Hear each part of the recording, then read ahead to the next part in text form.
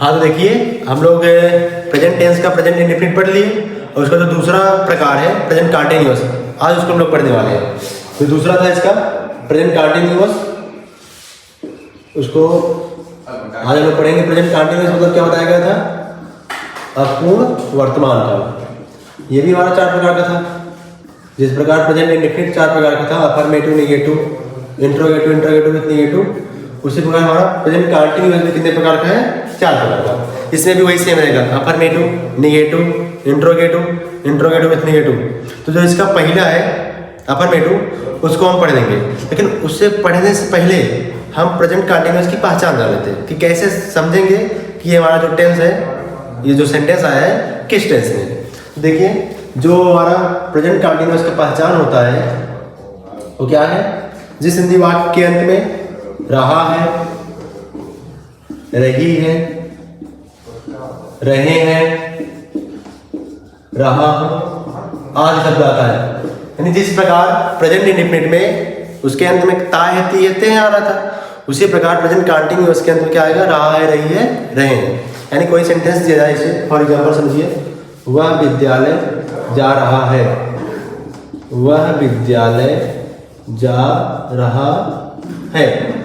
तो इस वाक्य के अंत में देखिए, अंत में क्या है? रहा है। तो इससे हम समझ जाएंगे, जान जाएंगे जो हमारा ये सेंटेंस दिया गया है किस टेंस में है? प्रेजेंट कंटीन्यूअस में। अगर यहीं पे ता है, ती है, ते आया तो प्रेजेंट इंडेफिनिट। तो चलिए तो इसकी पहचान हम जानेंगे। तो जो इसका पहला प्रकार है अफर्मेटिव, इसके बारे में हम लोग अध्ययन करेंगे। पहला क्या है? Affirmative sentence. अफर्मेटिव सेंटेंस को ट्रांसलेट करने से पहले इसका हमें रूल समझना होगा। जो अफर्मेटिव सेंटेंस है इसका रूल क्या होता है? तो रूल में देखिए, सबसे पहले रूल में लिखते हैं हम सब्जेक्ट, फिर आता है हमारा हेल्पिंग वर्ब जिसमें होता है हमारा इज, एम, आर। इसमें 3 हेल्पिंग वर्ब होते हैं, is, am, are. Present indefinite में 2 ही हेल्पिंग होते हैं, डू और डज, लेकिन कंटीन्यूअस हमारे 3 रहते हैं, इज, एम, आर। इसके बाद आता है हमारा वर्ब का 4th फॉर्म। हमारा इंडेफिनिट में वर्ब का 1st फॉर्म था, लेकिन इसमें रहेगा वर्ब का 4th फॉर्म। उसके बाद आएगा हमारा ऑब्जेक्ट, फिर अदर वर्ब। बस इतना ही है। ध्यान दीजिए, जो होता है हमारा वर्ब का 4th फॉर्म, ये क्या चीज है? जैसे वर्ब के 1st फॉर्म में आईएनजी, इसको इस तरह बोल दीजिए। एक बार लेते हैं गो, इसमें अगर हम आईएनजी जोड़ देंगे तो क्या बन जाएगा? गोइंग। इसी को बोलते हैं वर्ब का 4th फॉर्म। यानी जिस वर्ब में आईएनजी जुड़ा हो वही क्या होता है? वर्ब का 4th फॉर्म। तो देखिए इसको ट्रांसलेट करने से पहले एक नोट है, इसको समझ लीजिए। जो हमारे तीनों हेल्पिंग वर्ब था, इज, एम और आर, इसका यूज हम कब कब करते हैं? ध्यान समझिएगा। जो इज है इसका यूज हम सिंगुलर सब्जेक्ट के साथ करते हैं। जब सिंगुलर सब्जेक्ट रहेगा तो हम इज लगाएंगे। ये अगर आई आ गया तो हम एम का यूज करेंगे, यानी केवल आई के साथ हम एम का यूज करते हैं और सिंगुलर सब्जेक्ट के साथ इज का यूज करते हैं। और हमारा जो प्लूरल सब्जेक्ट होता है, बहुवचन प्लूरल सब्जेक्ट, उसके साथ हम क्या लगाते हैं? आर लगाते हैं। ठीक, इसको आप लोग नोट कर लीजिएगा। इज के साथ या सिंगुलर सब्जेक्ट के साथ इज का प्रयोग, आई के साथ एम का प्रयोग और प्लूरल सब्जेक्ट के साथ आर का प्रयोग। ठीक, तो चलिए शुरू करते हैं। एक उदाहरण देते हैं आपको, एग्जाम्पल, और इसी रूल के माध्यम से हम उसको ट्रांसलेट करेंगे। इससे हो गया, वह विद्यालय जा रहा है, वह विद्यालय जा रहा है। ध्यान से देखिएगा। तो रूल में सबसे पहले क्या लिखा गया है? सब्जेक्ट। इस वाक्य में सब्जेक्ट क्या है हमारा? वह। तो वाक्य स्पेलिंग क्या हो जाएगा हमारा? ही। उसके बाद देखो हेल्पिंग वर्ब आता है। हेल्पिंग वर्ब क्या कह दिया गया? इज, एम, आर ना। तो इसका यूज हम बताएं, इज का यूज कब करते हैं, एम का यूज कब करते हैं और आर का यूज कब करते हैं। अगर हमारा सब्जेक्ट सिंगुलर है तो इज लगाएंगे, प्लूरल है तो आर लगाएंगे और आई आ गया तो एम लगाएंगे। तो जो हमारा सब्जेक्ट है वो सिंगुलर में है, और सिंगुलर प्लूरल क्या सब्जेक्ट होता है इसको बताया गया है, अगले वीडियो में बताया गया, जाके देख लीजिएगा। तो जो हमारा सब्जेक्ट सिंगुलर है तो इसमें क्या लगा देंगे? इज। देखो सब्जेक्ट हो गया, helping verb is, am, are, is लिख दिए। उसके बाद क्या आता है? वर्ब का 4th फॉर्म, यानी वर्ब का 1st फॉर्म लिख करके उसमें हम क्या जोड़ देंगे? आईएनजी। तो इसमें वर्ब क्या हमारा जाने की स्पेलिंग क्या है? गो। तो इसमें क्या जोड़ देंगे? आईएनजी। क्या हो जाएगा? गोइंग। उसके बाद क्या आता है? ऑब्जेक्ट, कहाँ जा रहा है? स्कूल, तो गोइंग टू स्कूल। देखो है ना आसान एकदम, एकदम आपको एकदम सरल सरल भाषा में समझाएंगे कि आप देखते ही उसको ट्रांसलेट कर देंगे। पहले आप उसको देखते ही पहचान जाएंगे कि ये टेंस है, फिर ये सेंटेंस है, उसका रोल लगा देंगे, आराम से कर देंगे। चलिए अब हम बताते हैं इसका निगेटिव सेंटेंस। अब निगेटिव सेंटेंस में ज़्यादा कुछ डिफरेंट नहीं है, बस केवल हल्का सा चेंज हुआ है, हल्का सा। जो दूसरा हमारा निगेटिव सेंटेंस उसमें केवल हल्का सा चेंज करना है आपको। हल्का सा चेंज कहाँ करना है, ये हेल्प वर्ड के बाद आपको क्या लगा देना है, यहाँ पे नॉट लगा देना। सब रूल वही रहेगा, बस हेल्प वर्ड के बाद आपको क्या जोड़ देना है, नॉट। बस मैंने क्या निगेटिव का रूल। एग्जाम्पल देखिए, एग्जाम्पल में जैसे एग्जाम्पल हो गया, तुम आम नहीं खाते हो, खाते नहीं, तुम आम नहीं खा रहे हो रहेगा। अगर खाते हो कर देंगे तो प्रेजेंट इंडेफिनिट हो जाएगा, तो हो जाएगा तुम आम नहीं खा रहे हो। तो इसको ट्रांसलेट करिए, रूल आपके सामने ही है। सबसे पहले क्या लिखा गया, सब्जेक्ट। इसमें सब्जेक्ट क्या हमारा, तुम किस स्पेलिंग क्या होता है, यू। अब देखेंगे हमारा सब्जेक्ट एक वचन है यानी सिंगुलर है या प्लूरल। अगर सिंगुलर है तो इज, और प्लूरल है तो आर। तो जो हमारा सब्जेक्ट है यू, ये हमारा प्लूरल है, इसलिए हम यहाँ पे क्या लगा देंगे, आर। फिर उसके बाद क्या आता है, नॉट, नॉट लिख देंगे। फिर क्या है, वर्ब का फोर्थ फॉर्म बताया गया कि वर्ब के फर्स्ट फॉर्म में हम आईएनजी जोड़ देंगे तो हो जाता है हमारा वर्ब का फोर्थ फॉर्म। तो वर्ब क्या हमारा, खाना। खाने के लिए क्या होता है, ईट, इसमें क्या जोड़ देंगे, आईएनजी, ईटिंग। उसके बाद क्या है, ऑब्जेक्ट, क्या खा रहा है, आम, ईटिंग अ मैंगो। बस, तो you are not eating a mango. एक हम देख लेते हैं आई वाला, ठीक। जैसे देखेंगे, मैं रामायण नहीं पढ़ रहा हूँ, नहीं पढ़ रहा हूँ, हो गया। चलिए रूल लगाइए। सबसे पहले क्या है, सब्जेक्ट। सब्जेक्ट इसमें क्या है, मैं क्या होगा, आई। बताया गया था इसके पहले, जस्ट पहले, कि आई के साथ हम किसका यूज करेंगे, हेल्प वर्ब में आई एम का। आई के साथ हमारा क्या आ जाएगा, आई एम। उसके बाद क्या लगेगा, नॉट। उसके बाद क्या है, वर्ब का फोर्थ फॉर्म। वर्ब क्या है, पढ़ना, पढ़ना की स्पेलिंग रीड, इसमें हम क्या जोड़ देंगे, आईएनजी, क्या हो जाएगा, रीडिंग। और जो ऑब्जेक्ट है हमारा, क्या पढ़ रहा है, रामायण, हो जाएगा reading the Ramayana, reading the Ramayana, हो गया, ठीक। इसी प्रकार आप पहचान जानिए उसका रूल को समझिए, ठीक। तो आप आसानी से उसको ट्रांसलेट कर सकते हैं, क्या हो जिस सेंटेंस में हो। चलिए अब हम तीसरा देखते हैं, इंट्रोगेटिव। इंट्रोगेटिव रूल क्या होता है हमारा, जो हमारा तीसरा है इंट्रोगेटिव सेंटेंस, उसको समझते हैं। इसका रूल क्या है, और आपको इसके पहले वीडियो में बताया गया प्रेजेंट इंडेफिनिट में जो इंट्रोगेटिव होता है वो हमारा दो होता है, एक फर्स्ट और एक सेकेंड। जो फर्स्ट होता है उसमें क्या होता है, जो क्वेश्चन वर्ड होते हैं वो वाक्य के स्टार्ट में ही आ जाएंगे, और जो सेकेंड होता है उसमें जो क्वेश्चन वर्ड होते हैं वो वाक्य के मिड में यानी बीच में आते हैं। तो चलिए रूल देखिए। जो इसमें पहला रूल बनेगा तो सबसे पहले आता है हेल्पिंग वर्ब। हेल्पिंग वर्ब से ही स्टार्ट होता है, जिसमें क्या आएगा, इज, एम, आर, ठीक। इसके बाद हमारा सब्जेक्ट आता है, फिर वर्ब आता है, फिर ऑब्जेक्ट रहेगा, और उसके बाद क्या आते हैं, अदर वर्ड, और लास्ट इसमें हमारा लग जाएगा क्वेश्चन मार्क, क्योंकि ये हमारा इंट्रोगेटिव सेंटेंस है। और जस्ट सेम ये रूल इसमें भी रहेगा सेकेंड इंट्रोगेटिव में, बस इसमें एक और आ जाता है एक्स्ट्रा, क्यू डब्ल्यू, यानी जो मिड में आए रहते हैं क्यू डब्ल्यू, उसको हम पहले उसकी अंग्रेजी लिख देते हैं। उसके बाद सेम वही रूल, उसके बाद एच डब्ल्यू, एच बी यानी helping verb, is, am, are, फिर आएगा हमारा सब्जेक्ट, फिर आएगा वर्ब का fourth form, object, other word, और लास्ट में हमारा लग जाएगा क्या, क्वेश्चन वर्ब। चलिए एग्जांपल समझते हैं हम फर्स्ट इंट्रोगेटिव का और सेकंड इंट्रोगेटिव का। पहले हम देखते हैं फर्स्ट इंट्रोगेटिव में। फर्स्ट इंट्रोगेटिव देखिए, जो हमारा क्वेश्चन वर्ड है वो क्या होता है, वाक्य के स्टार्ट में ही आ जाता है, तो हमारा फर्स्ट इंट्रोगेटिव कहलाएगा, ठीक। तो लिखेंगे, क्या राधा गीत गा रही है, क्या राधा गीत गा रही है, ठीक। इसमें देखो प्रश्न पूछा जा रहा है, क्या है, और इंड में हमारा क्या लगा है, क्वेश्चन मार्क, तो जो क्या पहले आ गया है इससे ये रिप्रेजेंट कर रहा है कि हमारा फर्स्ट इंट्रोगेटिव है। तो फर्स्ट इंट्रोगेटिव का रूल लगाइए। तो फर्स्ट इंट्रोगेटिव रूल देखिए, सबसे पहले क्या दिया है, इजेम आर। जो इजेम आर है हमारा हेल्पिंग वर्ब, ये आपको हम कई बार बता चुके हैं कि हमारा सब्जेक्ट पर डिपेंड करता है।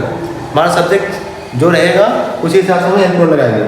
सब्जेक्ट हमारा राधा सिंगुलर है क्वेश्चन, इसलिए हम पहले क्या लगा देंगे, इज। उसके बाद लिखेंगे राधा। ध्यान दीजिएगा जो नाउन होता है वो सेंटेंस के स्टार्ट में आया, एंड में या बीच में या मध्य में, तो उसको हमेशा हम कैपिटल लेटर से लिखते हैं। तो इज राधा, उसके बाद क्या है, वर्ब का फोर्थ फॉर्म, वर्ब का फॉर्म सिंग, इसमें आईएनजी सिंगिंग। फिर ऑब्जेक्ट क्या है हमारा, गीत, सिंगिंग है, सॉन्ग, और लास्ट में क्या लगा देंगे अपना क्वेश्चन वर्ड। ये तो हो गया हमारा फर्स्ट इंट्रोगेटिव। अब इसी प्रकार हम सेकंड इंट्रोगेटिव भी देख लेते हैं कि उसको कैसे करेंगे। जैसे हो गया, शैलेश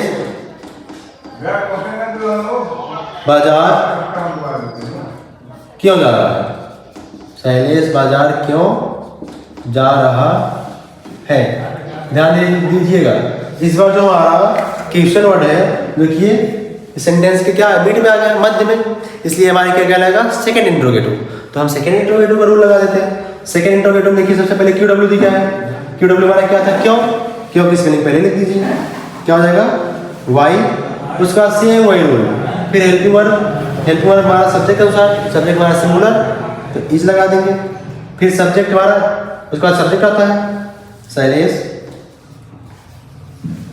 फिर क्या है, वर्ब का फोर्थ फॉर्म, वर्ब क्या हमारा जाना, गो, इसमें क्या कर देंगे, आईएनजी। फिर ऑब्जेक्ट कहाँ जा रहा है, बाजार, क्या जाएगा हमारा, गोइंग टू मार्केट,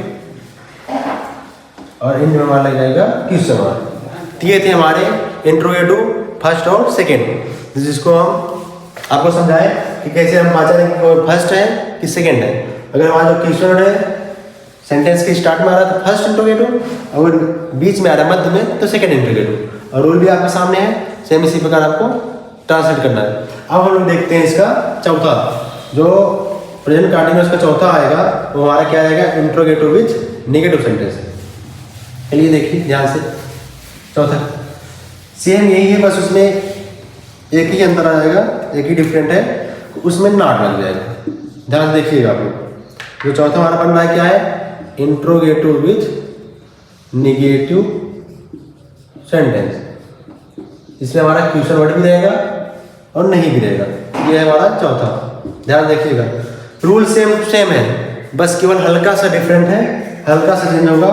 यही हमारा क्या आ जाएगा, नॉट लग जाएगा। अब वही सेम यहाँ पे भी होता है, सब्जेक्ट के बाद में क्या लगा देना है, नॉट, बस बन गया rule. Interrogative with negative rule बन गया। इसमें भी फर्स्ट सेकंड दो होते हैं। चलिए एग्जाम्पल के माध्यम से इसमें भी समझते हैं कैसे इसमें भी होता है। इससे पहले एग्जाम्पल लेते हैं, क्या सुरेश फल नहीं बेच रहा है, क्या सुरेश फल नहीं बेच रहा है।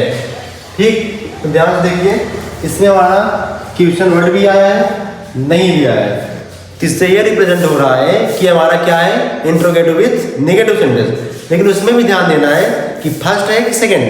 अब बताएगा आपको, जब फर्स्ट रहेगा तो जो हमारा क्वेश्चन वर्ड है वो आपके स्टार्ट में आएगा, अगर सेकंड है तो आपके बीच में रहेगा। तो फर्स्ट है तो फर्स्ट का रूल लगा दीजिए। सबसे पहले क्या है, helping verb, is am are. तो सुरेश हमारा सिंगुलर है, तो इसलिए हम पहले क्या लगा देंगे, इज। उसके बाद हमारा सब्जेक्ट सुरेश, फिर डाल देंगे सब्जेक्ट के बाद क्या आता है हमारा, नॉट, इसमें हम नॉट भी लग जाएगा। फिर क्या है, वर्ब का फोर्थ फॉर्म। इसमें बताइए हमारा वर्ब क्या है, वर्ब हमारा बेचना, बेचना की मीनिंग सेल। इसमें अगर हम आईएनजी जोड़ देते हैं तो होता है वर्ब का फोर्थ फॉर्म। उसके बाद ऑब्जेक्ट क्या नहीं बेच रहा है, फल, सेलिंग द फ्रूट, बस खत्म। बताइए कितना आसान है। केवल आप लोग मेरे साथ ऐसे जुड़े रहिए, और वीडियो अच्छी लगे तो चैनल को सब्सक्राइब करिए और अपने दोस्तों के साथ शेयर करिए, ताकि आसान से आसान भाषा में लोग समझ सके।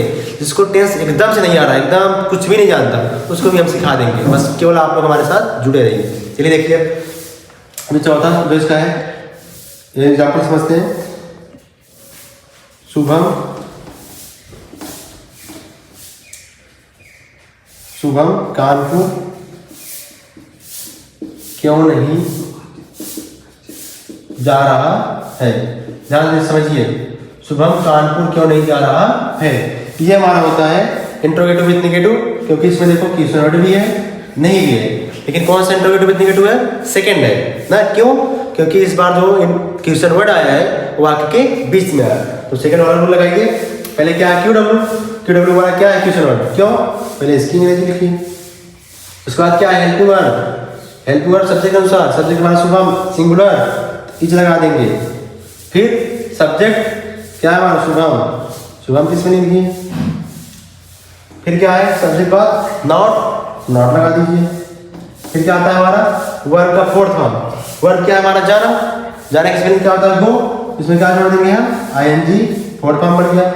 उसके बाद क्या होता है ऑब्जेक्ट, कहाँ नहीं जा रहा है, कानपुर, गोइंग टू कानपुर लिख देंगे, ठीक। और इन में क्या लगा देंगे हम, क्वेश्चन मार्क। तो ये रहे हमारे प्रेजेंट कंटीन्यूअस के जो 4 टाइप थे, affirmative, negative, interrogative with negative. इसको आपको एकदम आसान सरल से सरल भाषा में समझाएं, उसका रूल उसके साथ भी लिखवाएं ना। तो हमें ये उम्मीद है आपको ये चीज़ें समझ में आई होंगी। अगर समझ में आ रही है तो आप ऐसे ही अपना प्यार दुलार दीजिए, अपने चैनल को सब्सक्राइब करिए, अपने दोस्तों के साथ शेयर करिए। तो जाते जाते हम आप लोग को कुछ होमवर्क दे रहे हैं, तो आप लोग उसको ट्रांसलेट करके कमेंट में जरूर बताइएगा। इसमें हमारा सब 4 सेंटेंस मिक्स रहेगा, अफर्मेटिव भी रहेगा, नेगेटिव भी रहेगा, इंट्रोगेटिव और इंट्रोगेटिव विद नेगेटिव, ठीक। तो आप लोग उसको ध्यान से समझ के अच्छे से ट्रांसलेट करिएगा। रूल और नोट सब कुछ आपके पास है, आपको एकदम लिखाया गया समझाया गया। तो चलिए देखिए, जो इसमें हमें क्वेश्चन दे रहे हैं आपको 5 सेंटेंस देंगे, आप लोग इसको ट्रांसलेट करके कमेंट में जरूर बताइएगा। अगर ना जो भी बताइएगा फिर अच्छे समझाएंगे। इससे पहला हो गया राम पत्र लिख रहा है, राम पत्र लिख रहा है। दूसरा देखिए,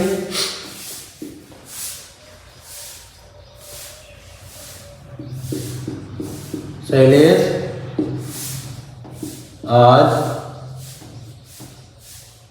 बाजार नहीं जा रहा है। और तीसरा, क्या सीमा भोजन पका रही है, क्या सीमा भोजन पका रही है। ये हमारा इंट्रोगेटिव है, इसलिए यहाँ पे क्वेश्चन मार्क लग जाएगा। अगला देखिए, चपरासी